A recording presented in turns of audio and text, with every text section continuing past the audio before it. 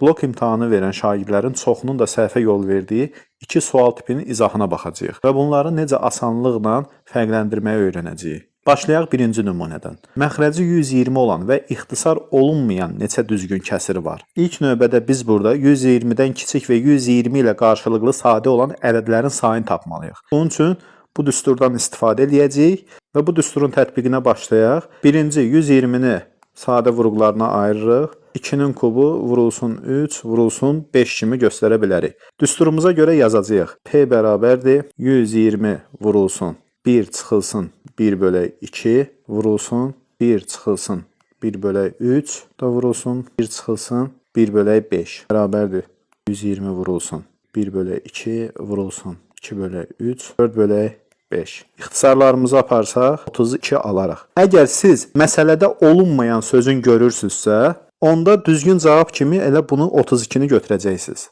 Keçək digər məsələyə. Məxrəci 120 olan və ixtisar olunan neçə düzgün kəsir var? Yenə də eyni qayda ilə 120-ni sadə vurğularına ayıracaqsınız. 2 üstü 3 vurulsun 3 vurulsun 5 və bu düsturu tətbiq eləyəcəksiniz yenidən. P bərabərdir 32 tapacaqsınız. Mən qısa olsun deyə yenidən yazmıram. Bu dəfə İxtisar olunan dediyinə görə 120-dən 32-ni çıxacaqsınız və 1 də çıxacaqsınız ondan. Burada cavab 87 alacaqsınız. Qısaca indi qayda təkrar eləyək, dediklərimizi konkretləşdirək. Əgər olunmayan sözün görürsünüzsə, düsturu tətbiq eləyib aldığınız cavabı götürəcəksiniz. Olunan sözlə rast gəlirsinizsə, onda verilən ədəddən düsturda tapdığınız ədədi çıxarsınız və əlavə olaraq 1 də çıxarsınız və ondan sonra bu cavabı götürəcəksiniz.